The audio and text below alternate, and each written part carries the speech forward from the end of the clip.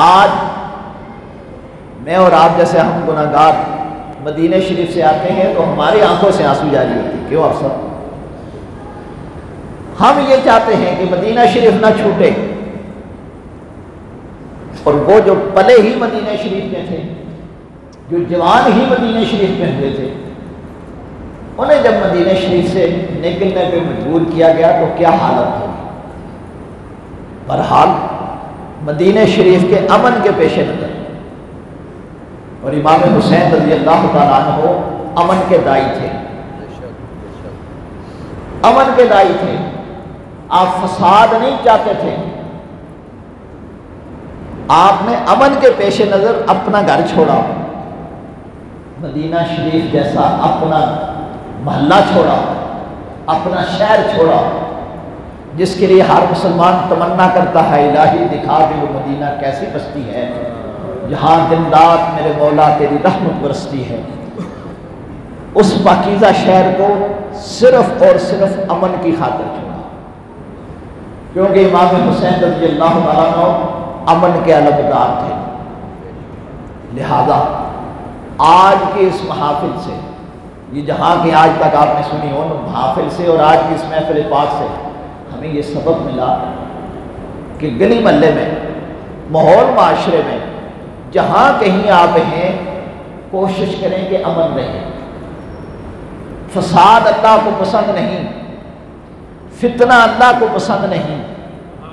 دو مسلمانوں کو، دو محلے داروں کو، دو رشتہ داروں کو آپس میں لڑانا یہ اللہ کو پسند نہیں. اللہ کو امن پسند ہے. اسی امن کی خاطر امام حسین رضی اللہ تعالیٰ عنہ نے اپنا گھر مدینہ شریف چھوڑ دیا اور مکہ شریف تشریف لے آئے. جب آپ مکہ شریف تشریف لے آئے، اہل مکہ نے آپ کا استقبال کیا، اور انہی دنوں میں حج کے موسم بھی قریب آ گیا. اب یزید کو اس بات کا یقین ہو گیا کہ امام حسین میری طرفداری کرنے والے نہیں، میری حکومت ماننے والے نہیں، لہذا کسی طریقے سے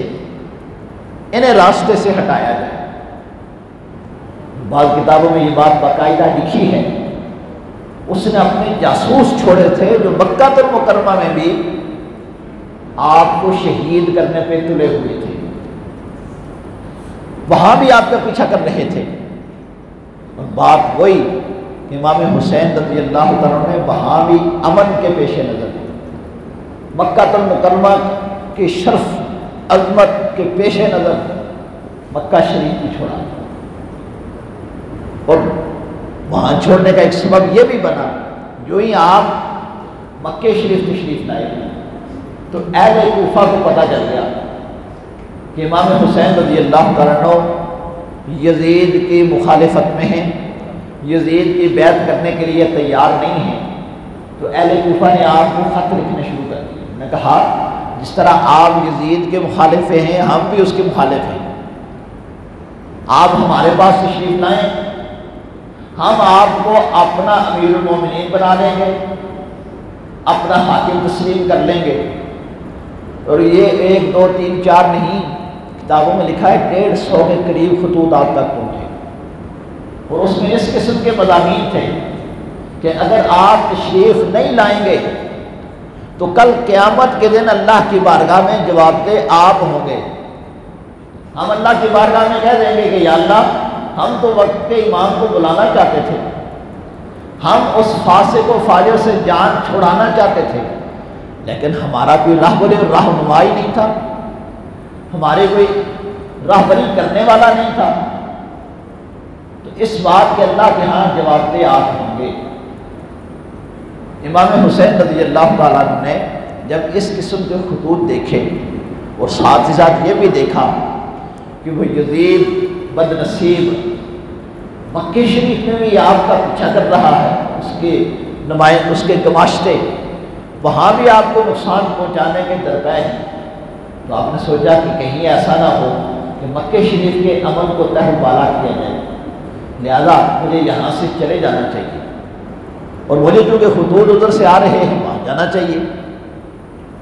لیکن آپ کے بھائی حضرت محمد بن حنفیہ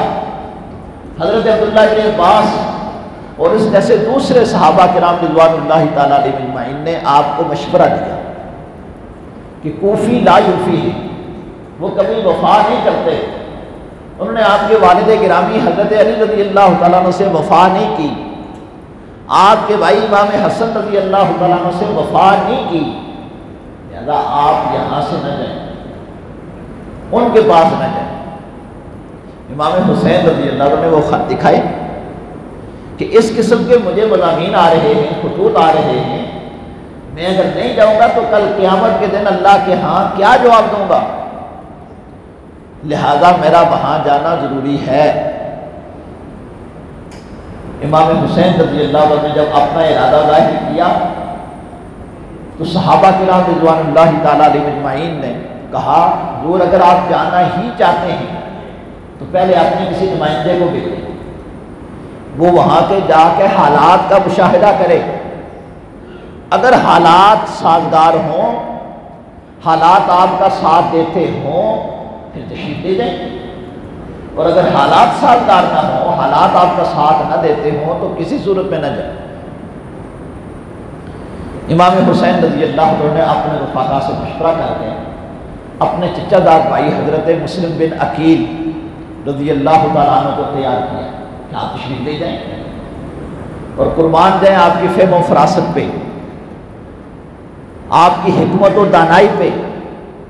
آپ نے اپنے خاندان اہل بیت میں سے ہی جس بندے کا انتخاب کیا وہ آپ کی خاندان اہل بیت میں سے تھا، خدا نخواستہ کسی صحابی کو بھیج دیتے تو آج جس طرح صحابہ کرام کو بھونکنے والے ہیں، ان کی گستاخیاں کرنے والے ہیں، تو یہ ساری زندگی یہ کہتے ہیں کہ صحابی نے جان بوجھ کر امام حسین کو مروا دیا۔ جب انہیں پتا تھا وہاں کے حالات ٹھیک نہیں ہیں تو کیوں خط لکھا؟ امام حسین رضی اللہ کے نیک بندوں کی نگاہ ہمیشہ مستقبل میں ہوتی ہے، قیامت تک ان کی نگاہ دیکھ رہی تھی کہ دنیا کے اندر ایسے فسادی بھی پیدا ہوں گے جو صحابہ کرام کے اوپر طعن و تشنیع کریں گے، اس لیے آپ نے صحابہ کرام رضوان اللہ تعالیٰ علیہ اجمعین کی عزت و ناموس کو بچاتے ہوئے اپنے رشتہ داروں میں سے اپنے چچا زاد بھائی حضرت مسلم بن عقیل رضی اللہ تعالیٰ عنہ کو آپ نے بھیجا اور فرمایا جا کے آپ حالات کا مشاہدہ کریں، اگر کوفے والے واقعہ ہی اپنی باتوں میں سچے ہیں تو ٹھیک ہے ہم یہاں سے چلے جاتے ہیں۔ چنانچہ حضرت مسلم بن عقیل رضی اللہ عنہ اپنے چھوٹے 2 بیٹوں کو بھی ساتھ لے گئے، اور جب وہاں پہنچے لوگوں نے جناب ان کا بڑا استقبال کیا، اور بعض کتابوں میں آتا ہے 40,000 کے قریب لوگوں نے ان کے ہاتھ پہ بیعت کر لی، ان کی آؤ بھگت کی، ان کو خوش آمدید کہا کہ حضور آپ امام حسین کے نمائندے تشریف لائے ہیں سر آنکھوں پہ۔ جب لوگوں نے آپ کی بیعت کرنا شروع کی، آپ کی تائید کرنا شروع کی، تو ہر زمانے میں اور ہر جگہ جس طرح منافق لوگ ہوتے ہیں، ہر گلی محلے میں، ہر رشتہ داروں میں یہ لوگ ہوتے ہیں، تو اس طرح کچھ منافق لوگ وہاں بھی تھے کوفہ میں رہنے والے۔ انہوں نے ان منافقین نے، ان دغا بازوں نے یزید تک یہ بات پہنچائی کہ تم نے کوفے میں جو گورنر رکھا ہوا ہے وہ تو اہل بیت کی طرفداری کر رہا ہے، مسلم بن عقیل رضی اللہ تعالی عنہ ان کے ہاتھ میں تو 40,000 لوگ امام حسین کے لیے بیعت کر بیٹھے ہیں، تو یہ صورتحال تمہاری رہی۔ یزید کو کہا تو نہ تمہاری حکومت رہے گی نہ تمہارا گورنر رہے گا، لہذا اسے وہاں سے تبدیل کیا جائے۔ حضرت نعمان بن بشیر رضی اللہ عنہ وہاں کے گورنر تھے، نہایت ہی اچھی طبیعت کے مالک، اہل بیت پاک کا ساتھ دینے والے۔ یزید نے ان کی طرف پیغام بھیجا، یا تو آپ مسلم بن عقیل کو سختی سے منع کریں، انہیں قید کریں، انہیں قتل کریں، یا پھر اپنا عہدہ چھوڑ دیں۔ حضرت نعمان بن بشیر رضی اللہ عنہ نے فرمایا میں اہل بیت پاک کے خون سے اپنے ہاتھوں کو رنگین کروں، میں ایسے عہدے پہ لعنت بھیجتا ہوں، مجھے اس عہدے کی کوئی ضرورت نہیں، میں اہل بیت پاک کے ساتھ لڑائی نہیں کر سکتا۔ اس نے یزید نے اپنے مشیر سے مشورہ کیا، اور یہ اٹھانے والے یہ مشیر ہی ہوتے ہیں جو گمراہ کرتے ہیں۔ یہ چمچے جو ہے نا، چمچہ جس پلیٹ میں ہو پلیٹ کو بھی خالی کر دیتا ہے، یہ چمچہ پلیٹ کو بھی خالی کر دیتا ہے،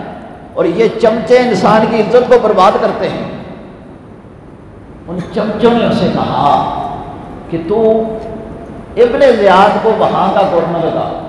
اور ابن زیاد اہل بیت پاک کی دشمنی میں بڑا مشہور تھا۔ ابن زیاد کو یہ لالچ دیا گیا کہ تو بصرہ کا بھی گورنر رہے گا، یہاں اپنا نائب مقرر کر کے تو کوفہ میں پہنچا، اور وہاں جا کر اپنا عہدہ سنبھال، اور یہ ہمارا خط لے جا، اور جو پہلا گورنر ہے اسے معذور کر دے۔ اور ابن زیاد بڑا مکار قسم کا آدمی تھا،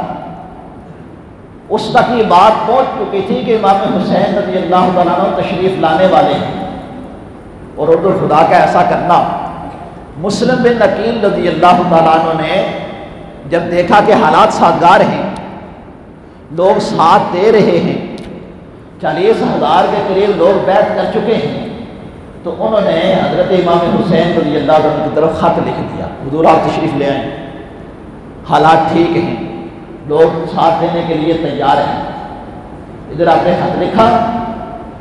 ادھر یزید نے گورنر تبدیل کر دیا۔ اب جو ہی گورنر تبدیل ہوا، ابن زیاد نے آتے ہی دارالخلافہ جو اس وقت کا تھا گورنر ہاؤس، اس کے اوپر چڑھ کے اس نے اعلان کیا کہ جس نے یزید کی حکومت کی مخالفت کی اس کے بچوں کو یتیم کر دیا جائے گا، اس کی بیویوں کو بیوہ کر دیا جائے گا، اس کا سر قلم کر دیا جائے گا۔ اب وہی لوگ جو کل تک حضرت مسلم بن عقیل رضی اللہ عنہ کے ہاتھ چومتے تھے، ان کے ہاتھ پہ بیعت کر رہے تھے، وہ لوگ ان کے مخالف ہو گئے۔ اور ایسا وقت بھی آیا کہ امام مسلم بن عقیل رضی اللہ عنہ نماز پڑھانے لگے، جب نماز شروع کی تو پیچھے 500 بندہ تھا، سلام پھیرا تو 5 بھی باقی نہیں تھے، سارے ساتھ چھوڑ گئے۔ اور اب حضرت امام مسلم بن عقیل رضی اللہ عنہ رات کا وقت ہے، جس کے دروازے پہ جاتے ہیں کہ مجھے پناہ دو، رات کو رہنے کی جگہ دو، وہ لوگ جو کل تک آپ کے ہاتھ پاؤں چومتے تھے، آپ کے لیے پلکیں بچھاتے تھے، اب اپنا دروازہ کھولنے کے لیے تیار نہیں تھی۔ نہیں جی، ہم جانتے ہی نہیں، ہم پہچانتے نہیں آپ کون ہیں، کیونکہ وہ لوگ اہل کوفہ ڈر گئے تھے کہ اگر ہم نے ابن زیاد جو کہ اس وقت کا نیا گورنر اس کی بات نہ مانی تو یہ واقعہ ہی اتنا سنگ دل ہے، یہ ہمارے بچوں کو سولی چڑھا دے گا، ہمارے بڑوں کو مار دے گا۔ اس ڈر خوف کی وجہ سے حضرت مسلم بن عقیل رضی اللہ تعالیٰ عنہ کی مخالفت شروع ہو گئی، اور وقت نوبت یہاں تک پہنچی کہ حضرت مسلم بن عقیل رضی اللہ عنہ کی گرفتاری کے لیے اعلان کر دیا گیا۔ اب وہ ہماری حکومت کے مخالف ہیں، جو انہیں گرفتار کر کے لائے گا انہیں اتنا اتنا انعام دیا جائے گا۔ اور اب وہ انعام کی لالچ میں مسلم بن عقیل رضی اللہ عنہ کے پیچھے پڑ گئے، انہیں گرفتار کیا گیا، اور کوفے کا جو گورنر ہاؤس تھا اس کی چھت پہ لے جا کر حضرت مسلم بن عقیل رضی اللہ عنہ کو لوگوں کے اجتماع کے سامنے اوپر سے نیچے گرایا گیا، انہیں شہید کر دیا گیا، تاکہ لوگوں کے اوپر یہ ڈر خوف پیدا ہو جائے کہ جو حکومت کی مخالفت کرے گا اس کا انجام یہ ہوگا۔ میں نے بات شروع میں بتائی کہ اپنے اقتدار کو طول دینے کی خاطر،